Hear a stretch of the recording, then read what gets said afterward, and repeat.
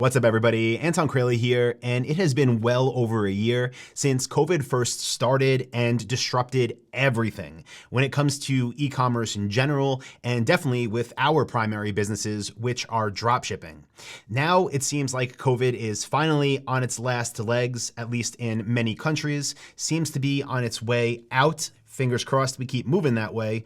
But that brings up the question and the concern: what does dropshipping look like in a post-COVID world? How are things going to change? What are the predictions? What can we do to set ourselves up for success? And how can we know what to expect? Well, that's what I'm going to cover in today's podcast. Also, I want to mention, if you, for some reason, weren't around last year when we were talking about how things changed, I actually did a 4-part series that covered everything from how we increased the amount of products we were selling as COVID picked up, how we increased conversions and offered all different benefits and creative ways to get sales, how we increased our return on ad spend, and how we planned for the future. So if you missed any of that, I will link it up in the podcast description. Even though, again, the good news is that COVID is, in my opinion, on the way out, there still is a lot you can gain if you did not already see or listen to that 4-part series. So definitely check it out. Now, with that being said, right now, where are we in the world? Specifically in the States, because this is where I primarily do business. Well, the numbers that literally just came out in terms of inflation show that it is the highest it has been since 2008. For anybody that remembers 2008, it was not a fun time. Things got really expensive really fast, and the economy was basically crashing. Now, is this permanent? Is it temporary? I don't really know, but this is something I just want to share with you because at this point, where we are today, it does look like we are going to see increases in prices, just in general consumer goods, as we continue to move in through the rest of this year into next year. I personally don't think we're going to see some type of hyperinflation, but I do think it's realistic to expect that prices of consumer goods are going to go up, which means if you're dropshipping, which you most likely are if you're listening to this, that you're going to have products that sell for higher prices. Now, the good news is if you follow what I teach at Dropship Lifestyle and you sell for suppliers who enforce minimum advertised price policies, if prices do go up because the cost of goods to manufacture the products go up, that doesn't mean that you suddenly have to raise your prices and nobody else does. It means in general, prices would see an increase throughout pretty much everything. Again, I don't want this to happen, but based on data, I do think it will. It might be short term, but the problem is whenever prices go up anywhere, you almost never see them rolled back. Again, good news is stick with what we do, work with MAP suppliers, minimum advertised price, and keep your margin safe so you don't have to be selling for more than your competitors to make money. If the manufacturers have to charge more, then your suppliers have to raise wholesale cost. Again, that also means that MAP will go up, minimum advertised price. Now, next thing I wanted to mention is what's going on now with the labor force. This came out, I think, last week at the time I'm recording this, where we saw the amount of employment increase, the basically people that got back into the workforce increased by 266,000 people in April, which was well under the estimates. And basically we have almost 10 million people right now in the States, at least, that are eligible to work that aren't working. Now, this seems really bad, and it definitely is. But the thing that I think is important to note is that jobs are available. So it's not like companies aren't in business. It's not like companies aren't growing. In fact, many companies are really struggling to bring people on, to get employees. Now, I think this is important to note because if you live in the States and you do business here, I'm sure you've heard about this because it's literally everywhere. Like, everybody's talking about this. And you might be thinking like, wow, why is nobody working? Like, our company's not growing? Are there not jobs out there? How are people going to be able to afford my stuff that I sell on my store if they don't have work? Now, the thing is there are jobs available, and there's actually a surplus of jobs available. This is where things get really tricky. And the companies that have, I would say, jobs that are either more skilled, whether that be something that requires more of a degree or something that is just more technical that people are good at, those jobs are there. They are underfilled right now, and those companies are desperately trying to hire. The jobs, this is what I think, again, just reading news and looking into this, most of the jobs that aren't being filled are the ones that have lower pay. So minimum wage or close to. I saw this article, it was crazy, but there's actually a McDonald's in Tampa that is offering people $50 just to show up for an interview. You don't have to get a job, just show up and they give you $50. But again, this is one of those jobs that is, I don't know if it's minimum wage. I'm sure they bumped it up from what they normally offer, but it's still very, very, very low. So just keep that in mind that a lot of the jobs that aren't being filled are ones where the pay isn't that great. And I don't mean to sound insensitive here at all, but what you have to realize is that with the type of stores that we build, and hopefully you build as well, if you're getting into dropshipping, appeal to the upper middle class, the households that are earning a combined income of $150,000 plus, and those people are either working or there's jobs for them to be had. So we're not seeing our customers, and again, this is the future, right? This is as we move out of COVID, we're not seeing our customers have a decrease in their buying power because they are either working already, they were able to work remote, or there's jobs available for them that they can get into right away. Again, there's millions and millions of jobs open right now.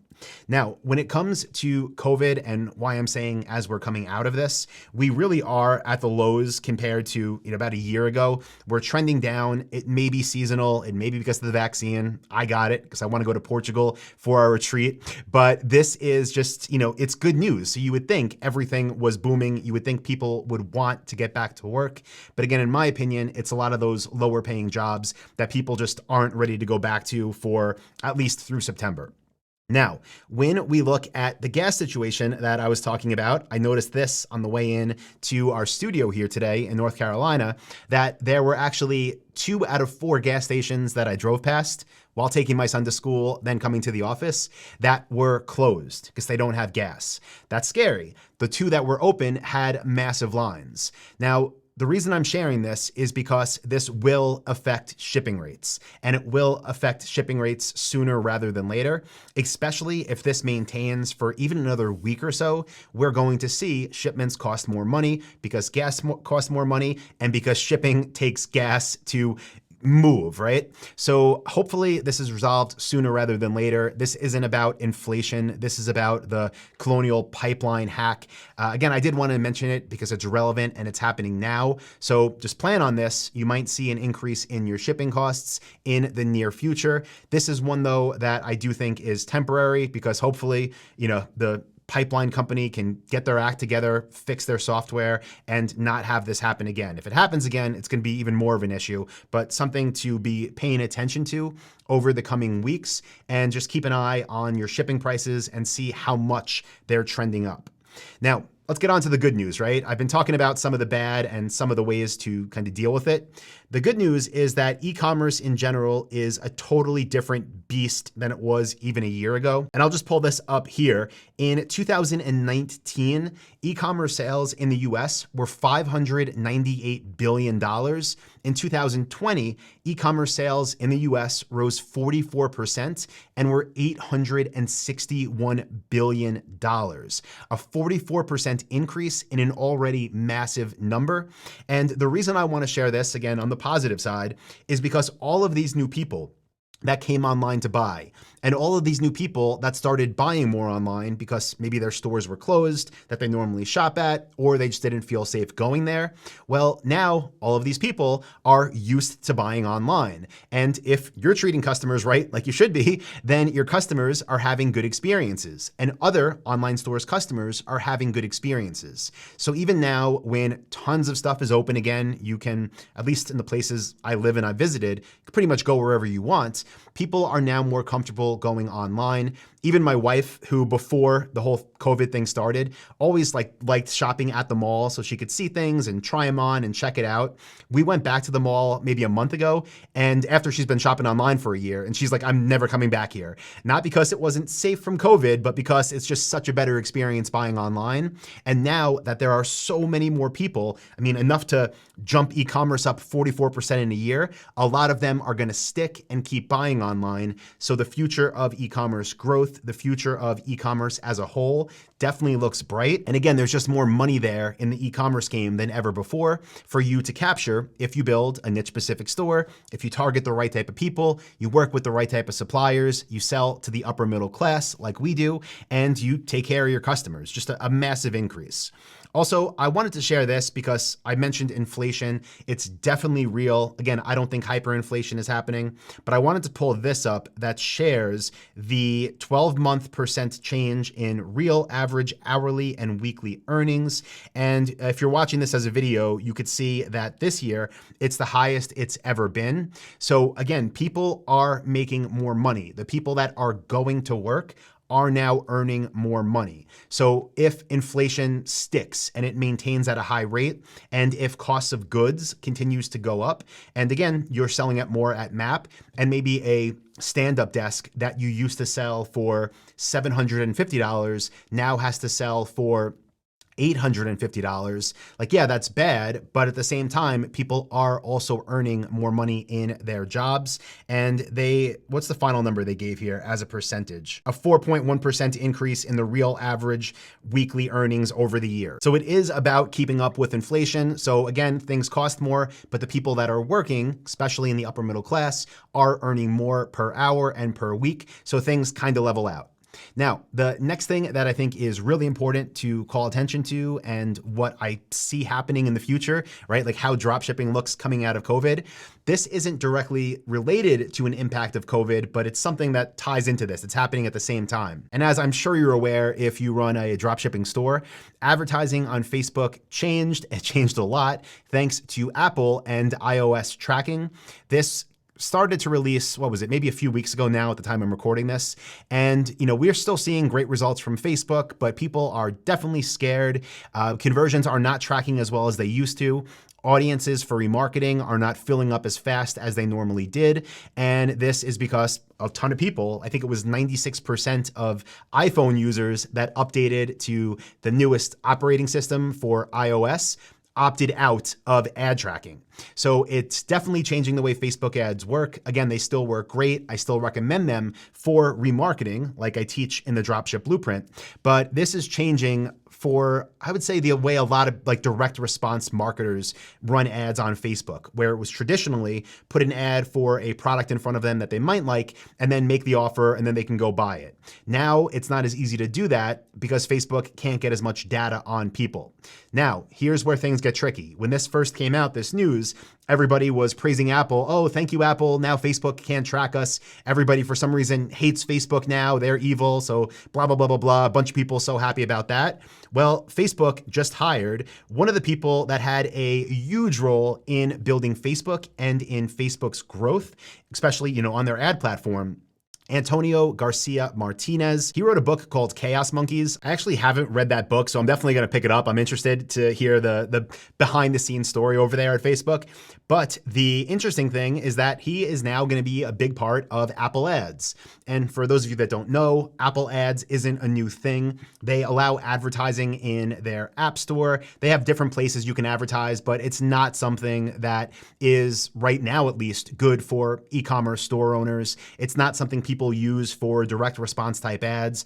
But what I think is going to happen in the very near future, especially because there's a bunch of job boards now where Apple is hiring a ton of people to join their ads team, I think basically they're going to dominate the ads market moving forward. Outside of Google, I think they basically have all the data on everybody that uses iOS. They know more about you than Facebook does. And I think they're going to have a really built out ad platform that allows you to advertise to Apple users, which is a lot of shoppers. So something to keep an eye on. Again, it's not available yet, at least not in a form that we would use it. But in my opinion, it is coming, and it is coming soon. Now, kind of a lot that we went through in this episode, right? The main thing that I think you should take away from this is that to be successful in business, whether it's drop shipping or literally any business, you need to pay attention to what is happening within your niche and within the economy and within your buyer's demographic. You need to be on top of things so that you can pivot. I have been building e-commerce stores since 2007, and what I do today is not what I did then. What I did in 2012 is not what I do today. What I did in 2010 is not what I did in 2012. The point is, things change. We need to adapt, and not only try to adapt where we're like grasping for straws and just trying to hold on. No, we need to look at like what is new, what's changing, and how do we capitalize on that? Not to maintain, but to break through to a whole new level. So one thing I am monitoring closely is Apple ads to see what happens in the next 3, 6, 9 months with that. I think there's going to be huge opportunities there, something that is going to change as we come out of COVID. And again, overall, if you just read the news, you would think things don't look that great. But the main things that I think are important to note is that while inflation is real, hope it's limited, hope it doesn't continue, and prices may go up for the products we sell. Again, it would be MAP, so everybody has to sell at the new prices. Our customers are making more money because we sell to the upper middle class. So if you want to know more about what it is I do, how we build highly profitable semi-automated stores, be sure to go check out dropshipwebinar.com. I'm going to link that up in this podcast description.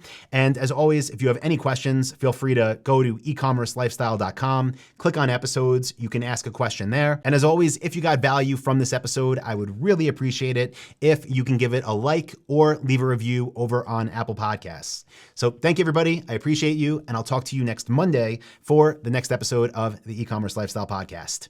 See you, everybody.